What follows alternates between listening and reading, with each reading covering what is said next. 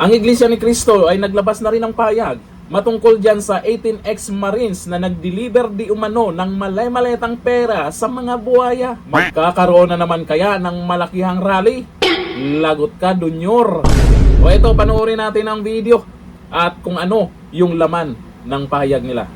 Ang kapatid na Edwil Sabala. Edwil, magandang hapon po. Magandang hapon po, kapatid na Nelson. Magandang hapon po sa lahat ng mga nanonood. Palaging sumusubaybay sa programang ito. Opo, welcome po muli sa Saganang Mamayan. Opo, salamat po. Meron po akong mensahe na nais kong basahin sa ating mga manonood. Opo. Payagan po ninyo na iparinig ko sa inyo ang pahayag ng Iglesia ni Cristo. Mula nang magsagawa ng Rally for Transparency, Accountability, Justice and Peace ang Iglesia ni Cristo noong November 16 to 17, 2025, patuloy kaming naghihintay kung paano tutugunan ng gobyerno ang malawak na katiwalian na naganap sa ating bansa. Mahigit 3 buwan na ang lumipas, subalit wala pa ring natatanaw ang mga mamamayan na kalutasan sa napakalaking pangungulimbat sa kaban ng bayan.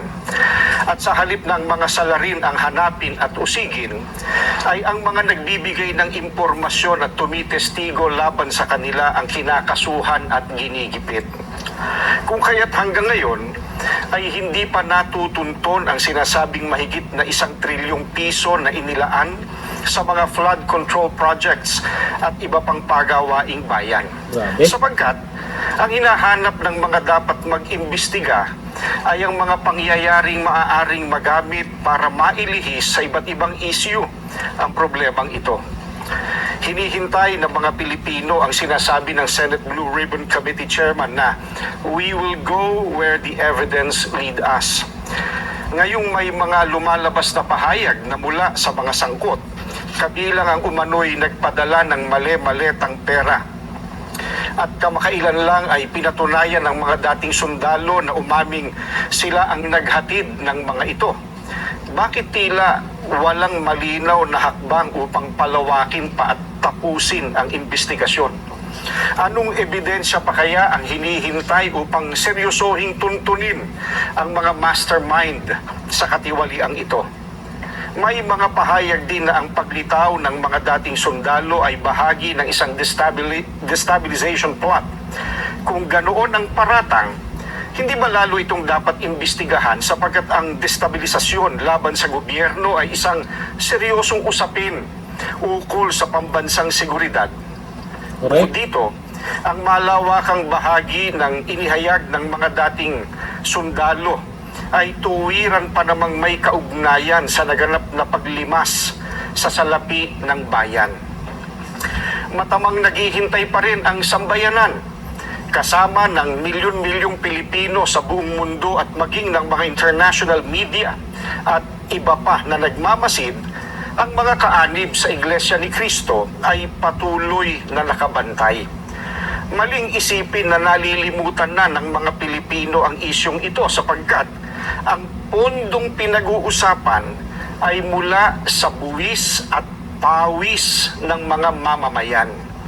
Ang aming panawagan ay nananatiling malinaw. Ilantad ang buong katotohanan. Papanagutin ang dapat managot at pairalin ang katarungan upang maibalik ang tiwala ng bayan at maitaguyod ang tunay at pangmatagalang kapayapaan at pagsulong ng Pilipinas. Maraming salamat po, kapatid na Nelson. Salamat po, ka Edwin. Aba, malinaw yun. Dapat wag nating kalimutan yan, yung tungkol sa issue ng flood control at kung sino yung mastermind talaga dyan. Tungkol dito sa lumutang o lumantad na mga ex-marines, hindi pa raw sila tapos dyan. Sa nabalitaan po natin kanina, meron pa silang kasama at marami pa raw ebidensya. Lagot ang mga buhaya. Pero bakit mukhang hindi pa rin iniimbestigahan na? Dapat imbestigahan nyo na nga yan dyan sa Senado o dyan sa Kongreso. Itong mga malamang maraming ang nakatikim kung anong lasa ng malay-maletang pera. Kasi kung hindi man talaga totoo yan, ay ayon sa pahayag ng Iglesia ni Cristo, kung hindi man totoo yan, kung gawa-gawa lang, hindi po basta-basta nila baliwalain to kasi mga dating sundalo yan. Dapat imbestigahan nila. Baka naman paninira ito sa gobyerno, di ba? Yun nga lang, baka takot silang ilabas ang ibang ebidensya. O ayon dito sa mga nagkomento, pero saludo ako diyan sa Iglesia ni Cristo. Dahil naman hindi sila nananahimik. Ayon po dito kay Ruben Pacuri, mabuti pa itong mga kapatid na INC. May malasakit sa bansa at kaba ng bayan para sa mga sunod na henerasyon. Mabuhay kayong mga taga-INC. Sabi ni Alben Tour, maraming salamat po hindi lang sa INC kundi sa lahat ng piniling huwag manahimik sa gitna ng malawakan at sistematikong pagnanakaw ng trilyon-trilyon sa kaba ng bayan na buwis mula sa pawis ng mga Pilipino. Nako, syempre yung mga nananahimik, hindi natin alam. Baka merong alam at ayaw nilang madamay dyan kasi merong isang dating kongresista na kung saan ay nandun yung pangalan niya. Nakita pa nga sa picture yung bike niya. Ngayon biglang nag-deactivate ng Facebook account niya. Bakit? Kung paninira at hindi totoo yan, ang gagawin, kasuhan nyo yung mga nagbintang sa inyo. Bakit bigla kayong nag-deactivate ng Facebook account nyo?